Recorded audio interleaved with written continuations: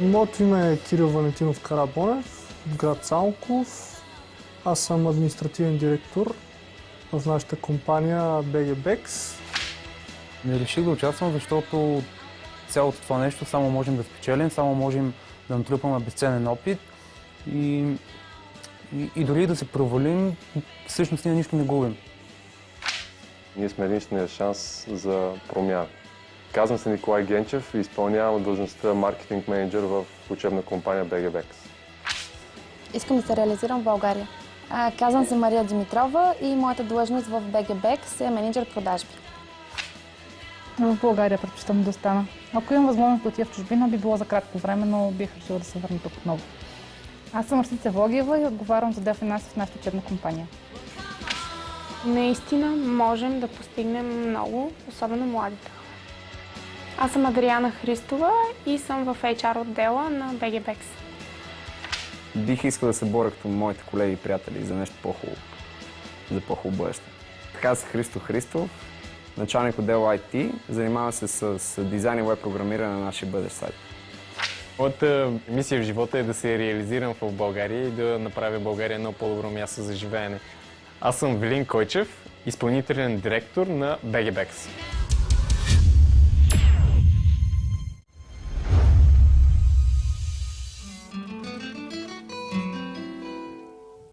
Always look on the bright side of life.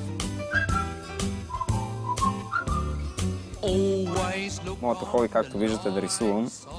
Правил съм го година и половина в школа. Сега просто за удоволствие. Изкуството е нещо необяснимо с думи. То се чувства. Когато усещаш нещо, мотивиран си от нещо, е много по-лесно да го изразиш, според мен, на белия лист хартия. И може би за мен това е изкуство. Първоначалната връзка между изкуство и пари е богатите бизнесмени, които имат частни колекции от картини. Но действително от един дизайн, направен с определен смисъл, с определена визия, с определена конкретна цел и идея, би могъл да направи един прост продукт успешен, според мен. И това е, може би, връзката между изкуството, дизайна и бизнеса като цяло. Нарисувал съм дървото в водата като оазис, защото малко или много не се замисляме върху това как вредиме на нашата природа и нашата цел е да възпитаме в децата и във всички хора, по принцип, да ценят малко повече природата, използвайки нашите турбички. Просто ползваш ги 5 минути и после ги изхвърлиш, те се разграждат около 200 години, примерно, което е доста безмислено като идея. Би трябвало нещо, което да се ползва по-дълго време, след това може да се използва за нещо друго. Много хора си мислят, че еко означава само да хванеш да преработиш нещо или да рециклираш нещо, което да превърнеш някакъв вид материал за втора, трета употреба и така нататък. Докато при нас еко не означава точно това. Смисъл, при нас еко има значението на това, че променяме нещата в по-ранен етап. Например, ако си представим целият процес от закупуване на турбичка до нейното намиране на улицата, което се случва много пъти, ние някакси се позиционираме по средата на целият този процес. Имаме идеята, че ако ти имаш такава турбичка за многократна употреба, твоето закупуване на еднократни турбички, които в последствие ще отидат някъде в природата и няма да могат да се разградат,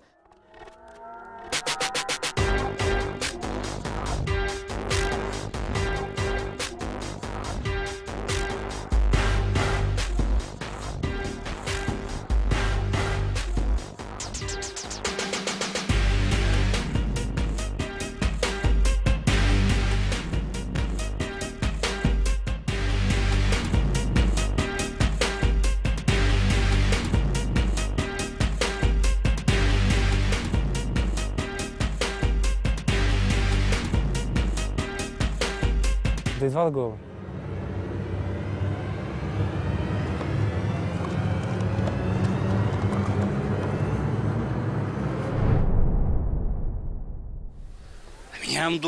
Нямам думи. Като за Бил Гейтс, да, постоянно, ама той ползва лакс втора класа.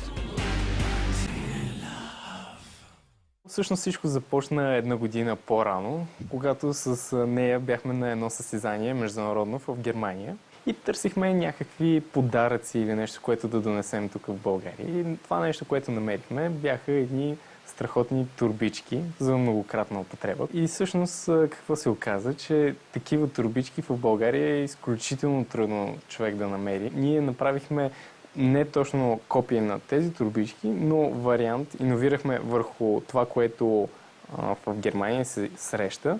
Направихме го по-добро и подходящо за българския пазар по няколко направления. Едното е, че в България такава цена, каквато е тяхната, няма как да бъде достъпна тук. И съответно смалихме цената, но като запазихме качеството и добрия дизайн. Най-важното е, че с тази турбичка ти се чувстваш като пълноценен гражданин, а не като рекламно лице на някои от веригите магазини с техните турбички за многократна употреба, които всъщност в повече случаи използваме 2 пъти. Тоест единия път от магазина до вкъщи и после от вкъщи до контейнера за буклук. Най-общия случай. Ами, тези турбички, които вие ми ги показахте, много са хубави. Първо, че материята е тъничка и абсолютно може да се сложи в жопче. Много ми харесва. То и аз пазарувам с такива, ма не една плащ такава, ама подобно. Много ми харесва цвета. Може да замени тия найлоновите турбички, които абсолютно голям буклук правят и са вредни.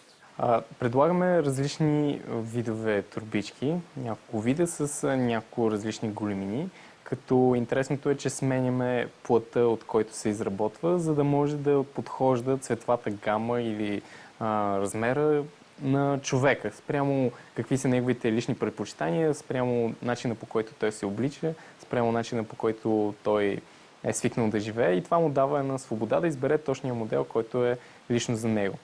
Разбира се, това е добре за нас, че намерихме подходяща фирма, която да ни изпълнява поръчки, които са в малка серия бройки, защото за момента сме все още стартиращи, опитваме пазара как е, кои модели се търсят повече, кои по-малко, и сме произвели наистина много различни видове и в момента сме на началната фаза да разберем кое се търси наистина най-много. Следващата фаза, която ние планираме да направим, е да се свържим с фирми, които да дистрибутират нашите турбички. Вече има такива желаещи и сме сигурни, че имаме огромни възможности по това направление. Ами добре, значи толкова поръчваме. Ако има нещо, ще ви звънем вече допълнително. Значи още 100 турбички ще искаме от тези с куприната, които са да, точно тези.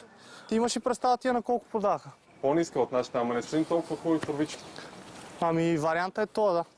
С по-висока цена и по-добро качество. Ще имаме една поръчка за петък и ще трябва да... До четвъртък казаха, че са готови. Добре, защото ако не мога да направим тия, дето са ни поръчали, конкуренцията ще ни изяде.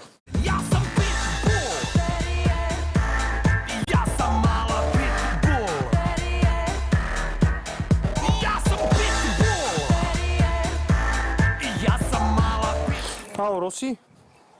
Ами какво се случва? Имаме ли ресурси за още 100 турбички? Добре, има в наличност. Окей, значи се обаждам да ги поръчам да ги направят. Добре, пазарът в България за турбички е наистина много голям, но за пазара на еднократни турбички в момента.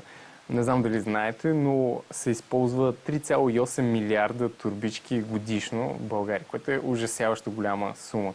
А до 2014 година ще има, то вече има данък върху тези турбички с дръжки, но до 2014 този данък ще стане 55 стотинки. Факт е, че в България стои ситуацията, че пазара не е какъвто е в чужбина. Но истината е, че всъщност в България е много по-лесно да навлезеш, отколкото ако решиш да навлезеш в пазара в Германия, например. Защото там трябва да разполагаш с изключително много средства и там конкуренцията е ужасяващо голяма. Докато в България съвсем спокойно можеш с нищожен финансов ресурс да влезеш на пазара и да направиш тест. Дали наистина тази идея има потенциал или няма. Всъщност ние българите се подценяваме. Ние сме много разумни, имаме мисъл и така нататък, но това, което е, ние не си вярваме, че когато можем, го можем и интернационално. Първо ще пробваме пазара и тогава може да увеличим производството. Зависи как ще тръгне пазара и тогава. Идея е много добра, нейлон е абсолютно вреден, трябва на 100 години да се разгради, абсолютно съм против нейлоновите. Тази изглежда добре, само че десена Ако беше някакъв друг десен, дори може би бих я използвала. Но това е. Пробвай ти, може би да има успех. Да извадя гълъба? Да. Ами аз се казвам Тодор Манчев и съм от Пазарджик. Уча в Техническия университет, индустриален мениджмънт, трети курс. Отглеждам си гълъби и през свободното си време се занимавам с тях и съм постоянно с тях. Първо взех си 2 гълъба, след това още 2, след това още 2 и те постепенно започнаха да се размножават и сега в момента имам 70. Ами те 70 гълъба съм ги разделил в 2 гълъбарника, като тези са пощенски или спортни гълъби, а другите, които се гледат в Пазарджик предимно, са високолетящи гълъби.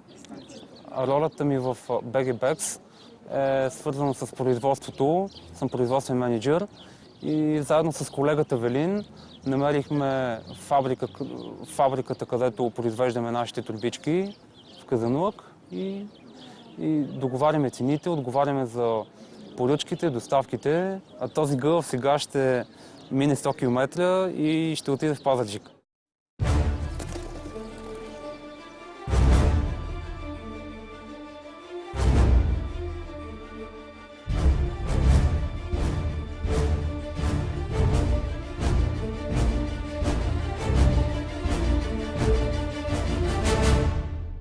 Понеже сме част от Junior Achievement учебна компания, програмата, там има таван за началната инвестиция до 600 лева. Всъщност, в интерес на истината, нашата инвестиция беше от порядъка на около 200 лева. Каква заплата искам сега или в бъдеще, защото двете неща са различни. Сега съм готов да работя за малка заплата, дори без пари. Защо да не почнем работа за 500 лева като менеджери, ако ние сме сигурни, че ние можем да дадем нещо на тази компания и следващата година заплатата на нас и на другите да не бъде 500 лева, а да бъде 1500 лева и така нататък нагоре.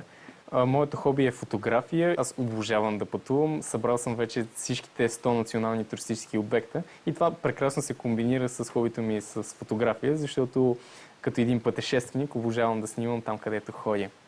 Очакванията ни за продажби са големи, но до няколко месеца очакваме наистина да получим доста сериозни продажби. Да? Сериозно? Чудесно. Окей. Чао. Кажи, какво става? Продали сме първите си 100 бройки. О, да! Супер!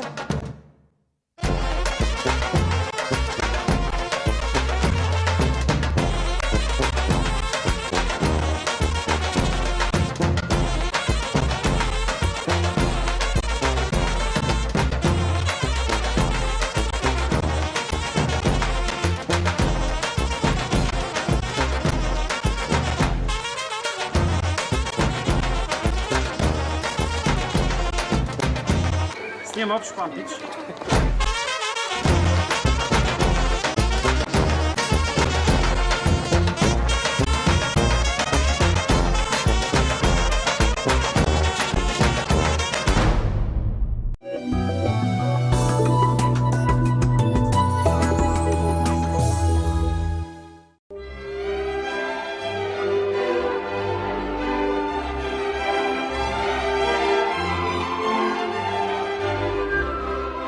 Образованието днес е една от най-динамичните сфери на културата с множество технически иновации и мултидисциплинарни подходи.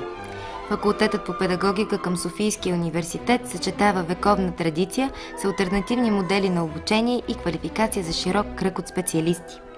Факултетът е ангажиран с подготовката на бъдещи учители, педагогически съветници, възпитатели, социални работници и специалисти по професионално и образователно ориентиране.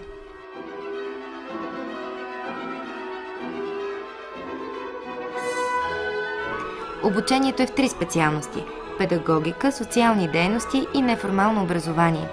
То е равномерно разпределено между теоретична, избираема и практическа подготовка, като обхваща широк набор от социални и хуманитарни науки. Още от първата година студентите ни имат възможността да трупат наблюдения и опит в реална професионална среда, както и да се запознаят с последните технологии в образованието.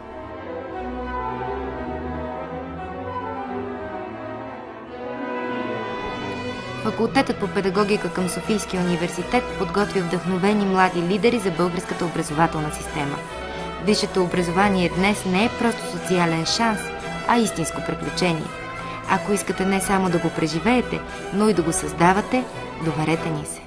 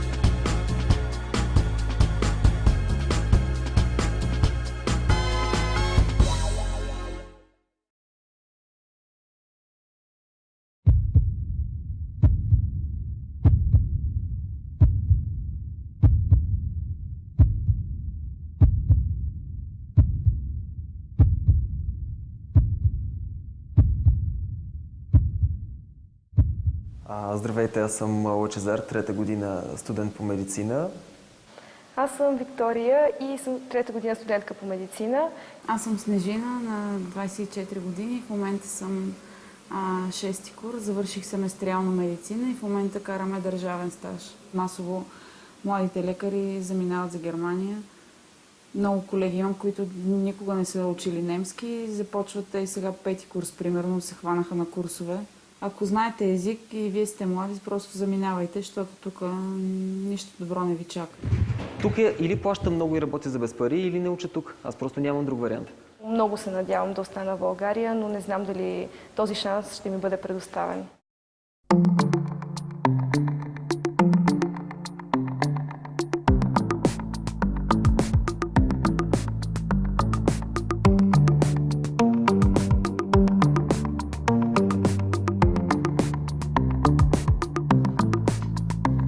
Всъщност аз никога не съм искал да бъда просто лекар или да уча медицина. Аз винаги съм мечтал да бъда хирург и се надявам, че след няколко години ще се осъществи. Може би е оказало влияние върху мен това, че майка ми беше студентка, когато аз бях малък. Родила ме след втори курс от нейното следване. Тя също е лекар и аз ходех с нея на лекции, на упражнения. Израснал съм в университета, така да се каже. Освен това, вечер, вместо да ми чете приказки, тя примерно ми четеше кардиология или неврология или изпита, за който има да учи. Поред мен най-важните качества, които трябва да има един бъдещ лекар, са да обича това, което прави, да знае защо го прави, да има цел за бъдещата си професия, понеже много от моите колеги учат медицина просто защото трябва, понеже повечето им роднини са лекари или пък го смятат за престижна професия. Всеки втори завършил медицина напуска страната. Всеки ден 35 доктори подават своите документи за заминаване. Само по-високите заплати ли карат бъдещите лекари да заминават за Западна Европа? С какви други проблеми се сблъскват те по пътя си към успеха? България като цяло не дава достатъчна реализация на младите лекари, на специализантите. Заплатите са изключително ниски и те са недостатъчни да се плащат таксите по специализацията. Друг проблем на специализацията в България е това, че първо човек трябва да се запише за специализация към медицинския университет, което означава, че трябва да има свободно място. Другото, което е, че трябва да плаща такси към медицинския университет, същевременно да работи в една от базите за около 2 или 3 минимални работни заплати. Не съм сигурен, но при всички положения парите, които получава като годишна заплата, са много малко над тези, които трябва да даде като такси за специализацията. Същевременно това си е нормална работа на пълен работен ден, плюс допълнително дежурства. Специализацията ми в България по хирургия ми трябват между 4 и 7 хиляди лева годишно, докато в чужбина специализациите са по друг начин, защото там човек кандидатства с CV, интервюта и препоръки и така нататък, като нормална работа, т.е. намира си работа, от която вече след първата или след втората година те казват дали наистина ставаш за това нещо. човек започва да работи по специалността, която му харесва, получава адекватно заплащане за труда, който извършва, като болницата, разбира се, си удържа част от парите за неговото обучение, но самата система на специализация, самите програми са доста по-добре измислени и доста по-благоприятни, най-малкото от финансова гледна точка.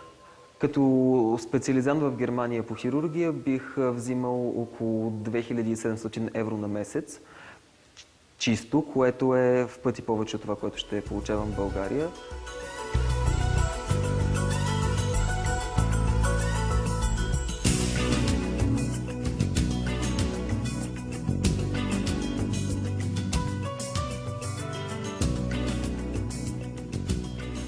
Искам да се занимавам в бъдеще с анестезиология, колкото и странно да звучи това днес. Но трябва да съм честна, не искам да заминавам за чужбина, но само обстоятелствата могат да ме принудят да направя това. Там виждам възможност за реализация, възможност за по-адекватно заплащане и отношение. Искам да остана, но ми пречи това, че няма да мога да си намеря място, където да специализирам държавна поръчка, защото нито семейството ми, нито аз имаме възможността да се плаща тази специализация. Нито пък тук ще ми се предложат необходимите условия, не само като база, защото да, тук в София има база, специално за анестезиологията има. Но отношението към мен ще е лошо, към мен няма да ми се обръща никакво внимание, ще работя много и в крайна сметка ще съм неудовлетворена. Аз не искам да отида във Варна, примерно, защото ще е абсолютно същото, все едно да замина за Германия. Пак ще съм далеч от семейството си, пак ще оставя всичко, така че по-добре да замина за чужбина, отколкото да направя тази жертва.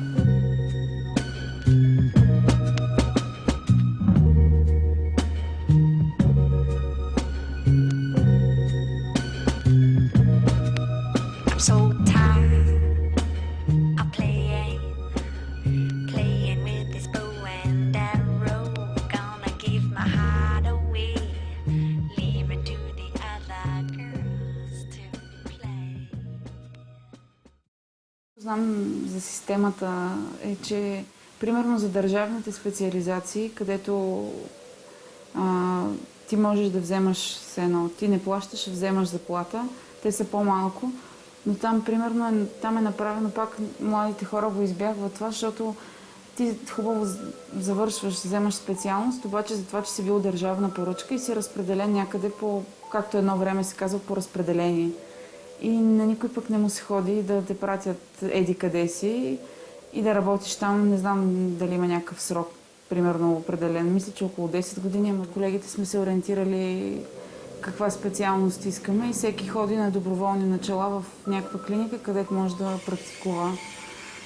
Не точно да практикува, по-скоро пак да гледаме. И то така с години гледаме, не знам кога идва периода, дето наистина нещо да ни дадат да правим. Както всяко нещо в България, дето се казва, избутва се. Няма начин, трябва да се работи.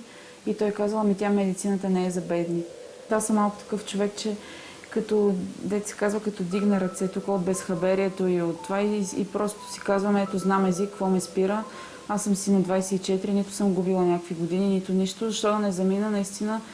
И те там, колегите от отделението, те ми казват, ти ако отидеш в Германия, ти ще си на светлинни години от това, което тук ще научиш за това време. Определено не ми се губят години в това да чакам тук и да няма места или пък точно да срещам това отношение, което сме видели като студенти, да висим, никой нищо да не ти казва. Пък в Германия наистина може да отидеш с дипломата и с сертификата. Всички се натискаме заради самата специализация, защото първо ни плащат заплата от 2000 евро минимална и второ по-лесно е от дори по-такива по-тънки специалности, които тук е по-трудно, там пак да успеем да започнем това. Докато не се направят адекватни промени в системата на здравеопазването, както и в обучението по медицина, скоро няма да има студенти, които да искат да се реализират тук. Няма да има и такива, които да се връщат, за да внасят европейските знания и опит в българските болници.